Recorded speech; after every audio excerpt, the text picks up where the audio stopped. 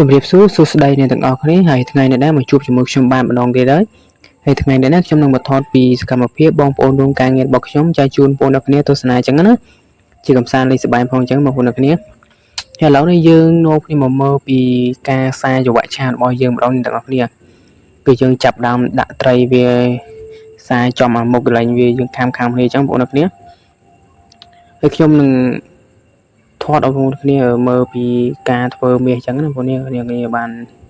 ស្វែងយល់ពីកំសាន្តបងប្អូនអត់ទៅទិញមាសនៅផ្សារពាក្យស្រាប់អញ្ចឹងណាហើយឥឡូវខ្ញុំមកថតវីដេអូឲ្យបងប្អូនមើលពីការយើងធ្វើម្ដង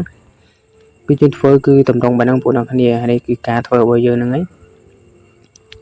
មុននឹងយើងផ្សាយយើងគឺយើងចាប់ដើមរូលវាឲ្យចេញសាយអស់អញ្ចឹងបងប្អូនគ្នាគឺយើងធ្វើសិតតែប្រហោងទៅយើងញាត់សាយសែនទូអញ្ចឹងហ្នឹងយើងញាត់វាហើយទៅយើងអាចធ្វើវាបានព្រោះថានេះប្រហោងបងប្អូនវាមិនតាន់យើងធ្វើប្រហោងចឹងយើងត្រូវការញាត់សាយដើម្បីយើងអាចធ្វើវាបានចឹងបងប្អូនគ្នាធ្វើធំធ្វើទូចអាស្រ័យលើពួកគាត់កំងចឹងបងប្អូនគ្នាតែបើសិនទៅធ្វើតាមយើងធ្វើបានតាមទឹកមាសដែរចឹងបងប្អូនគ្នាបើសិនជាមកតឡឹងអីយើងអាចធ្វើធំតាមនឹងចឹងណាបើសិនជា 5G យើងអាចធ្វើតាមលទ្ធភាពតាមមាសតាមអីចឹងបងប្អូនគ្នាបើសិនជាស្ដាងពេកគឺយើងធ្វើមួយកើតយើងធ្វើមកមុំចឹងបងប្អូនគ្នាតែឥឡូវយើងចាប់ពីពេលដែលយើងចាប់ដើមរូលសាយឲ្យអស់យើងចាប់ដើមច្រវាច់មុខវាអាមុខយើងចាក់ដើម្បីឲ្យវាអឹបចូលគ្នាបន្ទាប់មកយើងចាប់ដើមចាប់ត្រីសាបងប្អូនគ្នា